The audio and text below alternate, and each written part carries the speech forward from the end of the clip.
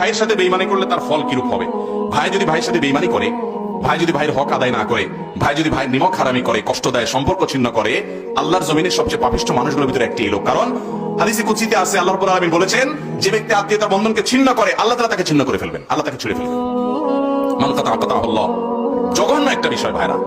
আর আত্মীয়তা সম্পর্কের সবচেয়ে কাছের আত্মীয় হলো বাপ মা এবং সন্তান সন্ততির পর সবচেয়ে কাছের আত্মীয় হলো ভাই বোন। বেশিরভাগ এলাকাতে দেখবেন যে ভাই বোনে লাগালাগি, ঠিক না ঠিক?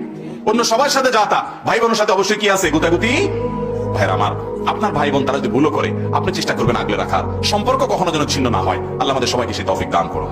আত্মীয়তা সম্পর্ক রক্ষা করা সুন্নত না নফল না মুস্তাহাব? হুজুর বলে ফরজ, আপনারা বলেন সুন্নত মুস্তাহাব। বেশিরভাগ লোক সুন্নত মুস্তাহাব বলতেছে। এখন গণতন্ত্র অনুযায়ী তো সুন্নত মুস্তাহাব হয়।